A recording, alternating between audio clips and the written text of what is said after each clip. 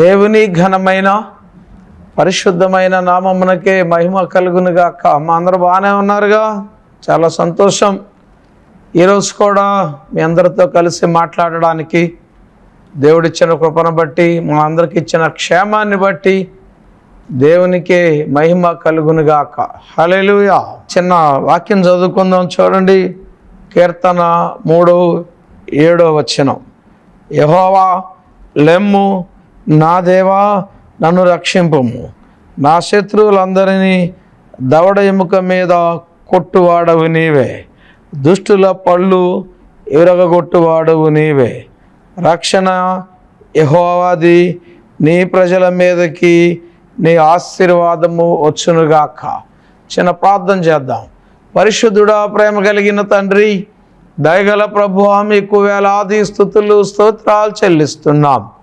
TV ముందు కూర్చొని వాక్యం వినుచున్న బిడ్డలందరినీ దీవించి ప్రభువా, మా అందరితో మీరు మాట్లాడండి నాయన. నన్ను అభిషేకించి మీరే మాట్లాడి మహిమ పొందమని యేసు పరిశుద్ధ నామములో అడిగి వేడుకొంచున్నాము తండ్రి, ఆమేన్. దేవుని ఘనమైన పరిశుద్ధమైన నామమునకే మహిమ కలుగునుగాక. ఈరోజు మన అంశం ఏంటంటే, సొంత వారే ఎదురు తిరిగిన వేళ. ప్రియమైన దేవుని బిడ్డలారా, సమాజంలో పరిస్థితులు నానాటికి చాలా దిగజారిపోతూ ఉన్నాయి. చాలామంది పిల్లలు తల్లిదండ్రుల మీద ఎదురు తిరుగుతూ ఉన్నారు. ఇటు మగపిల్లలు ఎదురు తిరుగుతున్నారు. మేమేమీ తక్కువ కాదన్నట్లుగా ఆడపిల్లలు ఎదురు తిరిగి వారి ఇష్టానుసారంగా బ్రతుకుచున్న రోజుల్లో మనం ఉన్నాం. మరికొంతమంది మన చేతే మేలు పొందుకొని, మనల్ని ఉపయోగించుకొని, మనల్ని వాడుకొని మరలా వాళ్ళు ఎదురు తిరిగే పరిస్థితి రావడం, మన ద్వారా పైకొచ్చి మన ద్వారా ఒక పొజిషన్ తెచ్చుకొని, మన ద్వారా ఉద్యోగం సంపాదించుకొని, నీ ద్వారా ఒక గొప్ప స్థితికి వచ్చిన వాళ్ళే నీ సొంత వారే, నువ్వు మేలు చేసిన వారే, నువ్వు నమ్మిన వారే, నీవు ఆదరించిన వారే నీ మీద తిరుగుబాటు చేసినప్పుడు నువ్వేం చేయాలి? మనం ఏం చేయాలి? ఈ లోకంలో జరిగే సంగతులు చూస్తూ ఉంటే లోకానుసారులు అయితే పోలీస్ స్టేషన్లు ఆశ్రయిస్తారు, రాజకీయ నాయకులను ఆశ్రయిస్తారు, రౌడీజం చేస్తారు, హింసిస్తారు, దూషిస్తారు, ఇంకా ఎక్కువైతే చంపేస్తారు. ఈ రోజున అనేక మంది అక్రమ సంబంధాలు పెట్టుకుని నమ్మించి సొంత వారిలోనే, సొంత మనుషుల్లోనే ఆ ఇష్టానుసారంగా జీవిస్తూ, ప్రియమైన దేవుని బిడ్డలారా, వారి జీవితాల్ని అధోగతి పాలు చేసుకుంటూ, నమ్మిన వారినే మోసం చేస్తూ అనేక మంది ఈ రోజున తిరుగుబాటు, అదేమనంటే నేను ఎక్కడ చేశాను, నేనేం చేశానని తిరుగుబాటు చేసే ప్రజలు మన మధ్యలో ఉన్నారు. అలానే ప్రియమైన దేవుని బిడ్డలారా, చక్కగా ఇంటికి వస్తూ పరిచయాలు పెంచుకుంటూ ఆ వరుసలు కలుపుకొని చాలా క్లోజ్గా ఉన్నట్లుగా నటిస్తూ ఇటు అబ్బాయిలు అమ్మాయిలను, ఇటు అమ్మాయిలు అబ్బాయిలను మోసం చేస్తూ నమ్మించి చాలా భయంకరమైన ఆ స్థితిలోనికి మనుషులు తీసుకెళ్తున్నట్లుగా మనం చూస్తున్నాం. కొన్ని చోట్లయితే ఈ మోసాన్ని భరించలేక ఒక అమ్మాయి మల్టిపుల్ కాంటాక్ట్స్ పెట్టుకుని ఎక్కువ మందితో పరిచయాలు పెంచుకున్నటువంటి కారణాల చేత చాలామంది ఆడపిల్లలు ఈ రోజున చెండికావేశంలో బలైపోతున్నారు. అలాగే మగపిల్లల జీవితాలు బుగ్గిపాలైపోతున్నాయి. ఎంతమంది అక్రమ సంబంధాలు పెట్టుకుని వాళ్ళ ఇళ్ళకెళ్ళి ఆడవాళ్ళు మగవాళ్ళు వాళ్ళ చేతుల్లో బలైపోయిన సంఘటనలు పేపర్లో మనం ఎన్నో చూస్తూ ఉన్నాం. ఇన్ని జరుగుతున్నా చాలామందికి బుద్ధి జ్ఞానం లేకుండా బ్రతుకుచున్న సమాజంలో మనం ఉంటున్నాం. మనుషులకి జంతువులకి తేడా లేని పరిస్థితుల్లో ఈరోజు మనం జీవిస్తున్నాం. ఎవరిని నమ్మాలో ఎవరిని నమ్మకూడదో అర్థం కాని పరిస్థితుల్లో మన ముందు ఎంతో మంచిగా మాట్లాడుతున్నారు, మన ముందు ఎంత మన క్షేమాన్ని కోరినట్టుగా మాట్లాడుతున్నారు, మనకెంతో సహాయం చేసినట్లుగా మాట్లాడుతున్నారు. తర్వాత నిజ స్వరూపం తెలిసేపాటికి చాలామంది చాలా నష్టపోతూ ఉన్నారు. మనశ్శాంతి లేక, నెమ్మది లేక, కొంతమంది డైవర్స్ తీసుకుని కూడా కొంతమంది రివెంజ్ తీర్చుకుని జైలు పాలవుతున్న అనేక కుటుంబాలు. అందువల్ల భార్య పిల్లలు రోడ్డున పడి, భర్త రోడ్డున పడి, పిల్లలు రోడ్డున పడి కుటుంబాలు విచ్ఛిన్నమైపోతున్నాయి. ఈ రోజున మనుషులు ధనాపేక్షను బట్టి, అలాగే శరీర సంబంధమైన ఆ ఆశలను బట్టి, శరీరాశలకు ధనాపేక్షకు మనుషులు లోబడిపోయి వాళ్ళ సుఖ సౌఖ్యాలు తీర్చుకోవడానికి తన వారితో సహా, నమ్మిన వారితో సహా మోసం చేయడానికి ఈ రోజున అనేక మంది ప్రయత్నం చేస్తున్నారు, మోసం చేస్తున్నారు, మోసపోతున్నారు. ఏమి ఎత్తుతావో అదే కోస్తావని దేవుని వాక్యం సెలవిస్తుంది. కనుక ప్రియమైన దేవుని బిడ్డలారా, నువ్వు మోసం చేసే పరిస్థితుల్లో ఒకవేళ ఉన్నావేమో, నువ్వు నమ్మిన వారిని మోసం చేయాలని ఆలోచన కలిగి ఉన్నావేమో, నీ ఆలోచన మార్చుకో, నీ పద్ధతి మార్చుకో. తల్లిదండ్రులను ఎదిరించి దూర ప్రాంతాలకు వెళ్ళి తప్పిపోయిన కుమారుడు వల్లే ఏదో సంపాదించేద్దాం, ఏదో చేసేద్దామని అనేక మంది తల్లిదండ్రులను ఎదిరించే ఆడపిల్లలు, మగపిల్లలు దూర ప్రాంతాలకు వెళ్ళి ఏదో ఎలగబెడతామని చెప్పి వారి జీవితాలను పాడు చేసుకుంటూ విచ్చలవిడిగా సెలసల కోసం, డబ్బుల కోసం వారి జీవితాలను అధోగతి పాలు చేసుకుంటున్నారు. అనేక మందిని చూస్తూ ఉన్నాం. తీరా ఎందుకమ్మా అలా చేశారు, ఎందుకు బ్రదర్ అలా చేశారంటే, మా మాట మా పిల్లలు వినడం లేదండి, మా మాట మా పిల్లలకు లోబడతలేదండి, వారి ఇష్టానుసారంగా బతుకుతున్నారండి. ఎన్నో ఫోన్లు ఈ రోజున వస్తున్న ఫోన్ కాల్స్ను చూస్తే చాలా భయంకరంగా లోకం ఉందని జ్ఞాపకం పెట్టుకో. ప్రియమైన యవన బిడ్డ, యవనస్తుడా, యవనురాలా, నువ్వు కాస్త తక్కువైనా సరే చక్కగా ఇంటి పట్టు నుండి అందరితో కలిసి ఉండడానికి ప్రయత్నం చేయి. ఏదో జాబ్ తరన ఏదో లాంగ్ వెళ్ళిపోయి ఎక్కడికో వెళ్ళటానికి లేకపోతే అక్కడ ఉండాలి అనుకుంటే తప్ప, కంపల్సరీ అయితే తప్ప ఎట్టి పరిస్థితుల్లో కూడా నీ బిడ్డలను బయట ఊర్లకు పంపడానికి, అలాగే మీరు వెళ్ళడానికి కూడా ఇష్టపడవద్దు. చాలా మంది ఈ రోజున దేవుని నమ్మిన బిడ్డలే, దేవుని నమ్ముకున్న వారే వారి విశ్వాస జీవితానికి భ్రష్టులై, వారి విశ్వాస జీవితాన్ని కోల్పోయి సంఘానికి, కుటుంబానికి, దేవునికి దూరం అయిపోయి ఈ లోకమే మంచి ఎంజాయ్మెంట్ ఇస్తుంది అన్నట్లుగా వారి ఇష్టానుసారంగా బతుకుచు వారి జీవితాన్ని అధోగతి పాలు చేసుకుంటున్నారు. ఈ రోజున పోలీస్ స్టేషన్ల చుట్టూ, కోర్టుల చుట్టూ తిరిగే వాళ్ళల్లో చాలామంది మనం చూస్తున్నాం. క్రైస్తవులే, క్రైస్తవ పేర్లు పెట్టుకున్న వారే, రక్షణ పొందామని చెప్పుకుంటున్న వారే, కన్వర్ట్ అయిన వారే అనేక మంది విడాకుల కోసం, అక్రమ సంబంధాల నిమిత్తం, ఆస్తి తగాదాలు, ధనాల మోసాలు, కోర్టుకే ఈ చెక్కు బౌన్స్ కేసులు, ఇవన్నీ ఎక్కువగా మనం చూసేది ఈ క్రైస్తవుల్లోనే ఎక్కువగా కనిపిస్తూ ఉంది. ఒకసారి ఏలూరు స్టేషన్ దగ్గరికి వెళ్ళినప్పుడు, వేరే విషయంలో మాట్లాడతాను వెళ్ళినప్పుడు, అక్కడ వాళ్ళు అంటున్నారు, ఏమోనండి చాలామంది క్రైస్తవులే ఈ విడాకులు సంబంధించి ఈ క్రైస్తవ కుటుంబాల్లోనే క్రైస్తవ పేర్లు పెట్టుకున్న వాళ్ళేనండి ఎక్కువ మంది ఈ పోలీస్ మా స్టేషన్కి వస్తున్నారు, చాలా భయంకరంగా తయారవుతున్నారు వీళ్ళు అని చెప్పి అన్నప్పుడు నేను ఎంతగానో బాధపడ్డాను, నేను ఎంతగానో భయపడ్డాను. ఏంది ఈ పరిస్థితి ఎలా తయారవుతుంది? అందు నిమిత్తమే కదా యేసయ్య నామం అన్ని జనుల ముందు అవమానపరచబడుతుంది. అందు నిమిత్తమే కదా ఆయన నామాన్ని నమ్మాలంటే చాలామంది ఇప్పుడు వెనకడుగు వేస్తున్నారు.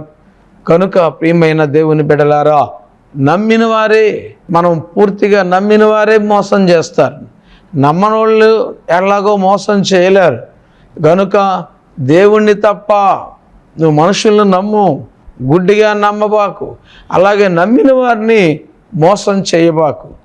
ఏమి ఎత్తుతావో అదే కోస్తావని దేవుని వాక్యం సెలవిస్తుంది. ఇక్కడ కొడుకే దావీదు మీద తిరుగుబాటు చేశాడు, అబ్షాలోము మీద తిరుగుబాటు చేశాడు. దావీదును చంపాలని ప్లాన్ చేసి యుద్ధానికి కాలు దువ్వుతూ ఉన్నాడు. ప్రియమైన దేవుని బిడ్డలారా, దావీదు చేసిన పొరపాటును బట్టి, దావీదు దేవునికి వ్యతిరేకమైన నిర్ణయాలు తీసుకుని ఒకే ఒక్క పాపం చేశాడు. తద్వారా ఒక పిల్లాడు చనిపోయాడు. ఇంకో పిల్లాడు ఎదురు తిరిగి దావీదును చంపడానికి ముందుకు వస్తూ ఉన్నాడు. ఈ రోజున తల్లిదండ్రులారా, మీరు చేసిన పాపాలు మీ పిల్లల మీదకు వెళ్ళకుండా జాగ్రత్త పడండి. తల్లిదండ్రులు చేసిన పాపాలు పిల్లల మీదకు వెళుతున్నాయి. అలాగే తల్లిదండ్రులు చేసిన భక్తి కూడా పిల్లల ఆశీర్వాదకరమైన జీవితంలోకి నడిపిస్తూ ఉంటాయి. నా తల్లి నా కోసం ఎంతో ప్రార్థన చేసింది, ఎంతో కన్నీరు కార్చింది. చెడిపోయిన స్థితిలో ఉన్న నన్ను బాగు చేయాలని ఆమె దండెత్తి నన్ను కొట్టడానికి ప్రయత్నం చేయలేదు. కానీ ఎందుకంటే నన్ను కొట్టలేదు, కాడిలాగా పెరిగాను. ఆమె కంటే బలంగా తయారైన నన్ను కొట్టడానికి సాహసం చేయలేదు. కానీ నా కుమారుని మార్చయ్యా అని దేవుని దగ్గర ప్రాధేయపడింది, ఎంతో కన్నీరు కార్చింది. ఎన్నోసార్లు మీకు చెప్తూ ఉంటాను, ఎంతోమంది పిల్లలు పెట్టి కన్నీరు కార్చే తల్లిదండ్రులు ఉన్నారు. వాళ్ళని నమ్మి కాలేజీలకి పంపిస్తూ ఉంటే, వాళ్ళని నమ్మి హాస్టల్స్కి పంపిస్తూ ఉంటే, వాళ్ళని నమ్మి ఉద్యోగాలకి పంపిస్తూ ఉంటే, అనేక రకాల తలనొప్పులు తీసుకొచ్చి తల్లిదండ్రుల దగ్గరికి పెడుతూ ఉంటే ఈ తల్లిదండ్రులు తట్టుకోలేని పరిస్థితుల్లో ఉన్నారు. కొంత కారణాలు తల్లిదండ్రులు కూడా, నీ తల్లిదండ్రులుగా ఉన్న నీవు నీ పిల్లలను భక్తిలో పెంచకుండా, నువ్వు మందిరానికి వెళ్లకుండా, ఆదివారం షికార్లకు అలవాటు చేసి, ఆదివారం ఖాళీ వస్తుందా, స్కూల్ లేదు, కాలేజీ లేదు, ఉద్యోగానికి సెలవు, వీకెండ్స్ పార్టీలు అని చెప్పి ఆ ఊరు ఈ ఊరు, ఆ పార్టీ ఈ పార్టీ అని చెప్పి ఆదివారం రాగానే చర్చికి ప్లాన్ చేయకుండా ఆ విహారయాత్రలని, లేకపోతే బీచ్లని, లేకపోతే సర్కస్లని, భవానీ దీపాలని, ఇంకోటి చుట్టాలు ఇళ్ళని నువ్వు ఒక్కొక్క ఆదివారం ఒక ప్లాన్ చేసుకుని పిల్లలను తీసుకుని వెళ్ళిపోతున్నావు. రేపు వాళ్ళు పెద్ద అయిన తర్వాత మందిరానికి ఎలా వస్తారు? మందిరానికి రాకపోతే వాళ్ళు భక్తిలో ఎలా పెరుగుతారు? భక్తిలో పెరగకపోతే నీ మాట ఎలా వింటారనే ఆలోచన చేస్తున్నావా ప్రియమైన తల్లి తండ్రి? కనుక మీరు తల్లిగా తండ్రిగా ఒక మంచి పద్ధతిగా నీ బిడ్డలు పెంచితే, ఆ భక్తిలో పెంచితే అది వాళ్ళకి దీవెనకరంగా మారుద్ది. నువ్వు వాళ్ళకి భక్తి ఇవ్వకుండా, వాళ్ళ దేవుని భయభక్తుల్లో నువ్వు పెంచకుండా, నీ వాళ్ళ కోసం ఎంత సంపాదించినా, కొంతమంది అయితే ఆదివారాలు కూడా పనిచేసేసి తెగ సంపాదించేసేసి ఎందుకు బతుకుతున్నావు అంటే, నా పిల్లల కోసమే బతుకుతున్నా, నా కుమారుడు కోసమే బతుకుతున్నా, నేను పడ్డ కష్టాలు వాళ్ళు పడకూడదు, నేను పడ్డ శ్రమలు వాళ్ళు పడకూడదని వాళ్ళ కోసమే, వాళ్ళని నమ్మి ఆ సొంత బిడ్డల కోసం, సొంత అన్నల కోసం, సొంత చెల్లెళ్ళ కోసం, సొంత బంధువుల కోసం ప్రయాసపడే అనేక మందిని ఈ రోజున మనం చూస్తున్నాం. తీరా చూస్తే వాళ్ళే ఇలా గుండెల మీద తన్నే పరిస్థితి. వారు చేసే గాయాలకి తట్టుకోలేక కొంతమంది తల్లిదండ్రులు ఆత్మహత్యలు చేసుకుంటున్నారు. ఎంతో చక్కగా ఉంటాడని పంపించిన కొడుకు కూతురు ఇష్టానుసారంగా బతుకుతున్నారు, పేరు చెడగొట్టారని, ఆ క్యారెక్టర్ పోగొట్టుకున్నారని విన్నప్పుడు ఎంతోమంది తల్లిదండ్రుల గుండెలు పగిలిపోతున్నాయి. ఓ కుమారుడా, ఓ కుమార్తె, ఎంతకాలం నీ ఎంజాయ్మెంట్స్, ఎంతకాలం నీ ఇష్టానుసారమైన బ్రతుకు? తప్పిపోయిన కుమారుడు తన జీవితంలో ఎంతో కోల్పోయాడు. కానీ తిరిగి మళ్ళా వచ్చి పశ్చాత్తపడి తండ్రికి దేవునికి దగ్గరయ్యాడు. నీకెందుకు రావటం లేదు ఆ పశ్చాత్తాపం? నీకెందుకు రావటం లేదు మరలా నేను తిరిగి వెళ్ళాలి, నేను తిరిగి ప్రార్థనలో బలపడాలి, నేను ప్రార్థన చేయాలి అని? తిరుగుబాటు ఎవరైనా మన మీద చేస్తున్నప్పుడు మీరు కేసుల జోలికి సాధ్యమైనంత వరకు వెళ్ళకండి. ఇక్కడ దావీదు ఎవరి మీద ఆధారపడ్డాడంటే దేవుని మీద ఆధారపడ్డాడు. దేవునికి ప్రార్థన చేస్తున్నట్లుగా చూస్తున్నాం. ఆయన పరిస్థితి ఎలా ఉందంటే, యెహోవా నన్ను బాధించువారు ఎంతో విస్తరించి ఉన్నారు, నా మీదకు లేచువారు అనేకులు. దేవుని వలన ఇతనికి రక్షణ ఏమీ దొరకదని నన్ను గూర్చి చెప్పువారు అనేకులు. ప్రియమైన దేవుని బిడ్డలారా, వీళ్ళు నమ్ముకున్న దేవుడు వీళ్ళకేం చేయడు. వీళ్ళ పని అయిపోయింది, ఇంకా అంతే. వీళ్ళు అప్పుల్లో కూరుకుపోయారు, ఇంకా వీళ్ళతో సహవాసం అనవసరం అని నమ్మిన వారే, మన దగ్గర మేలు పొందిన వారే అంటూ ఉంటే మన హృదయం బద్దలైపోతుంటుంది కదా, మన హృదయం అల్లాడిపోతుంటుంది కదా. ఆ పరిస్థితుల్లో మనం చేయవలసింది, మనల్ని ఆదుకునేది దేవుడు మాత్రమే. లోకులు అనుకుంటున్నారండి ఈ పని అయిపోయిందిక అని బాధిస్తున్నారట, మేలు పొందినారే బాధిస్తున్నారు. ఎవరో బయటోళ్ళు కాదు బాధించేది, సొంత వారే బాధిస్తున్నారు, బిడ్డలే బాధిస్తున్నారు, తల్లిదండ్రులే బాధిస్తున్నారు, అత్తలే బాధిస్తున్నారు, కోడళ్ళే బాధిస్తున్నారు, రక్త సంబంధికులే బాధిస్తున్నారు. వాళ్ళే మన గురించి ప్రచారం చేసేది వీళ్ళ పని అయిపోయింది. ఇంకేముంది, వీళ్ళ అమ్మాయి ఎలా, వీళ్ళ అబ్బాయి ఎలా, వీళ్ళ భర్త ఎలా, భార్య ఎలా అని ఎండేసేటువంటి అనేక మంది నీ చుట్టూ ఉన్నారు. వాళ్ళందరికంటే ఘనమైనటువంటి జీవితాన్ని జీవించాలి. వాళ్ళ మీద జయము కావాలి అంటే మనం దేవుని మీద ఆధారపడాలి. 3వ వచనంలో, యెహోవా నీవే నాకు కేడముగాను, నీవే నాకు అతిశయ ఆశ్రయముగాను, తల ఎత్తువాడవు గాను ఉన్నావు. ఎలుగెత్తి నేను యెహోవాకు మొరపెట్టినప్పుడు ఆయన తన పరిశుద్ధ పర్వతం నాకు ఉత్తరం ఇచ్చెను. యెహోవా నాకు ఆధారము, కావున నేను పండుగను నిద్రపోయి మేలుకొందును. 10,000 మంది దండెత్తి నా మీదకి వచ్చి మోహరించినను నేను భయపడను అని చెప్పి దేవుని వాక్యం సెలవిస్తుంది. గనుక ఎంతోమంది నీ మీదకి లేచేవారు ఉండొచ్చు, ఎంతోమంది నిన్ను ఇబ్బంది పెట్టేవాళ్ళు ఉండొచ్చు, ఎంతోమంది నీ గురించి చెడ్డగా మాట్లాడేవాళ్ళు ఉండొచ్చు, ఎంతోమంది నిన్ను దిగజార్చేవాళ్ళు ఉండొచ్చు. కానీ మనం ఎప్పుడైతే ఆయనకు మొర పెడతామో, ఎంతమంది కూలినా, కరోనా టైంలో చాలామంది మన చుట్టుపక్కన ఉన్నవారు ఎంతోమంది పోయినా మన ధైర్యమే మనల్ని రక్షించింది. మన దేవుడు మన కాపుదలు ఇచ్చాడు. ఈ రోజున ఎంతోమంది మన మీద దండెత్తి వస్తుంటారు. యేసుక్రీస్తు అలా సముద్రంలో ప్రయాణం చేసి వెళ్తున్నప్పుడు దోణి మీదకి పెద్ద తుఫాను వచ్చింది. 4 వైపుల నుంచి అలలు కొట్టాయి. అయినా క్రీస్తు మీద ఆధారపడ్డారు.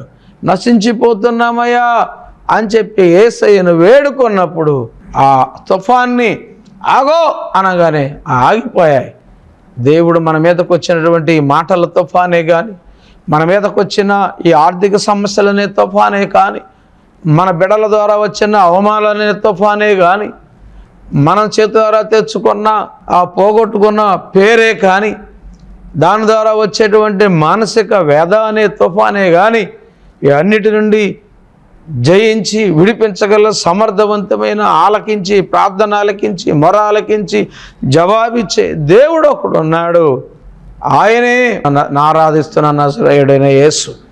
నేను బాధలో ఉన్నప్పుడు, నేను ఇబ్బందులో ఉన్నప్పుడు, నా సొమ్మంతా పోగొట్టుకొని, అవాయి చెప్పులు వేసుకుని, మాసిపోయిన బట్టలు వేసుకుని, గుణదల వీధుల్లో తిరుగుతున్న సమయంలో, పెళ్లి లేని సమయంలో, అప్పులు పాలైపోయి 2,40,000 రూపాయలు అప్పులు పాలైపోయి పేకల్లోతు 96వ సంవత్సరంలో పేకల్లోతు ఆ అప్పుల్లో మునిగిపోయిన నా జీవితం, నెలకి 7,000 రూపాయలు ఆ రోజుల్లోనే వడ్డీలు కట్టుకుంటూ, ఆ వడ్డీలకు కూడా డబ్బులు లేక వస్తువులు వడ్డీల కింద ఇచ్చేసి, ప్రియమైన దేవుని బిడ్డలారా, ఫైనాన్స్ వాళ్ళు బండిలోకి వెళ్ళిపోయి ఇంట్లో వస్తువులు వడ్డీల కింద ఇచ్చుకున్న పోతన్నా ఏమీ అప్పులు తీరకుండా ఆఖరికి వడ్డీలో ఇంటి మీదకి వచ్చి గోల చేస్తున్న సమయంలో ఏం చేయాలో అర్థం కాని పరిస్థితుల్లో నా పాపిష్టి బతుకును నా దేవుని దగ్గర పెట్టి, ఆ సమయంలో నా దేవుడు నన్ను ఆదుకున్నాడు.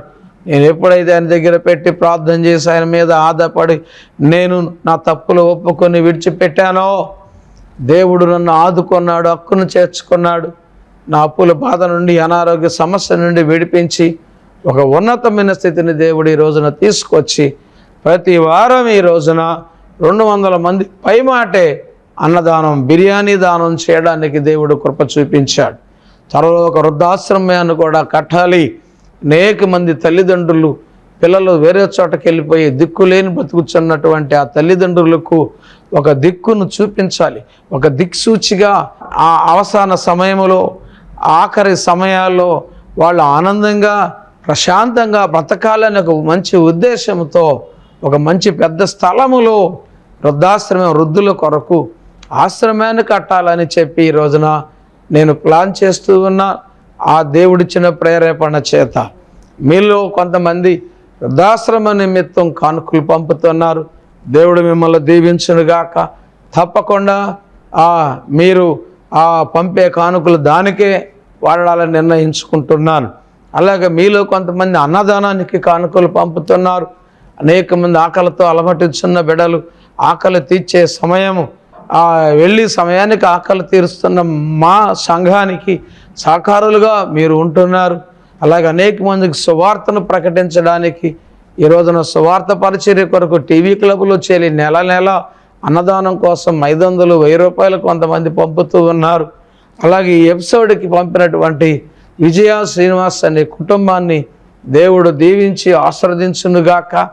అలాగే అభిలాష్, అలాగే కర్ణాటక నుండి మరొక కుటుంబం, అలాగే చుట్టుపక్కల అనేక మంది ఈ పరిచర్యలకు సహకరిస్తూ ఉన్నారు. మరికొంతమంది వృద్ధాశ్రమానికి వాళ్ళు ఉద్యోగం వచ్చినప్పుడు మొదటి జీతాన్ని, వాళ్ళు స్థలం అమ్ముకున్నప్పుడు కొంత దేవునికి వృద్ధాశ్రమ నిమిత్తం కానుకను పంపుతానన్నారు. ఇది లక్షల్లో అవసరం. చాలా పెద్ద స్థలం కొనాలి, దానిలో మంచిగా ఫెసిలిటీస్తో గదులు కట్టి వాళ్ళకి సకల సౌకర్యాలతో వృద్ధులకు ఆ ఆఖరి సమయంలో హ్యాపీగా బ్రతకడానికి కావలసినవి అన్నీ కూడా చేయాలని నా ఆలోచన. మీకు అలాంటి మంచి ఆలోచన ఉంటే, మీరు ఒకవేళ చేయలేకపోతే మీ తరపున, మీ వారి తరపున అన్నదానానికి కానీ అలాగే వృద్ధాశ్రమానికి కానీ మీకున్న దానిలో ఏదో వృధా చేసుకోకుండా పార్టీలకి లక్షలు తగలేసేస్తున్నారు. ప్రతి చిన్న దానికి కొన్ని వేల రూపాయలు పంపించేసి పాడు చేసుకుంటున్నారు. దేవుని బిడ్డలారా, ఏదో అన్నదానానికి పంపిస్తే మీ పేరు మీద మేము చేసి పెడతాం కదా.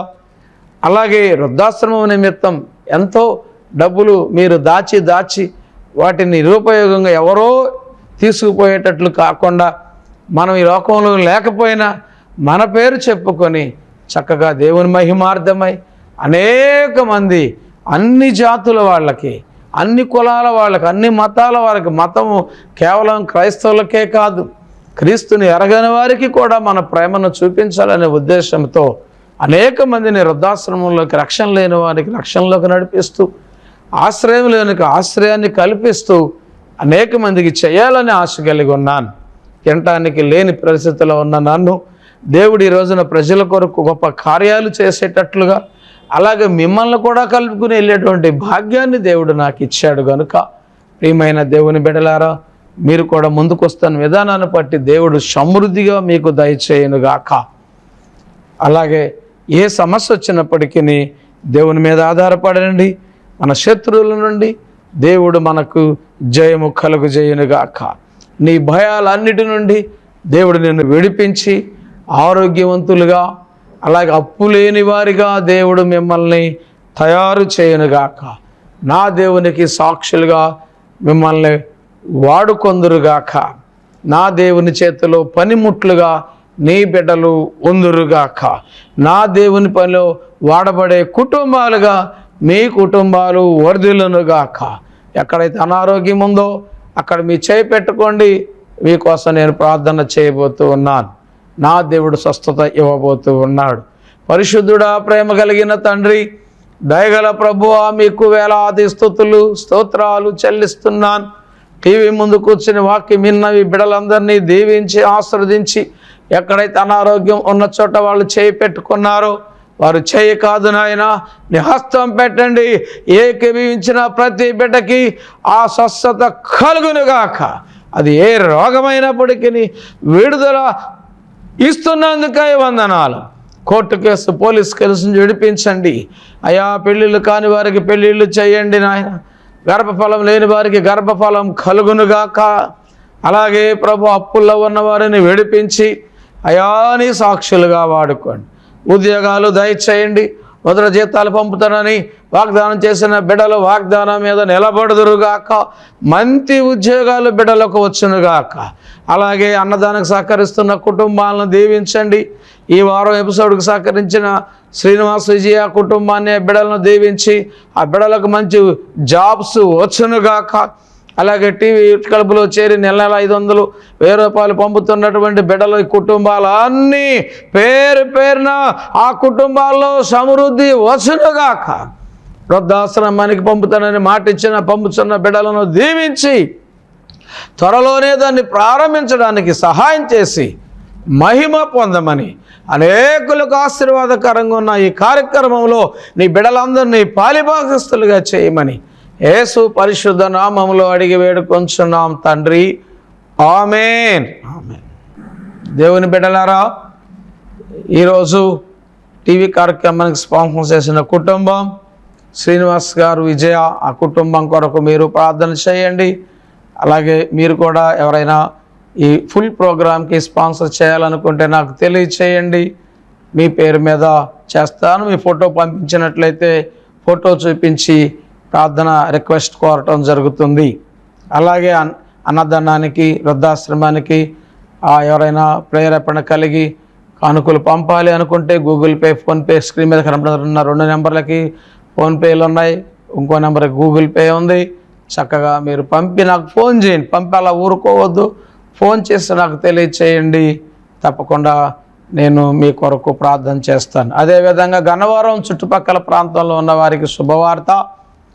వాళ్ళు విఎన్పురం కాలనీలో ఉదయం 11 గంటలకు ఆరాధన ప్రారంభించాం. తప్పకుండా మీరు రండి, నేను మీతో మాట్లాడతాను, మీ కొరకు ప్రార్థన చేస్తాను. అలాగే శుక్రవారం సాయంత్రం కూడా వాటర్ ట్యాంక్ రోడ్లో, వాటర్ ట్యాంక్ దగ్గర 5వ రోడ్డు, విఎన్పురం కాలనీ, గన్నవరం. కనుక ఇది గమనించి మీరందరూ కూడా వస్తారని ఆశిస్తున్నాను. దేవుడు మిమ్మల్ని దీవించి ఆశీర్వదించునుగాక. ఆమేన్. కల్వరి ప్రేమ యేసు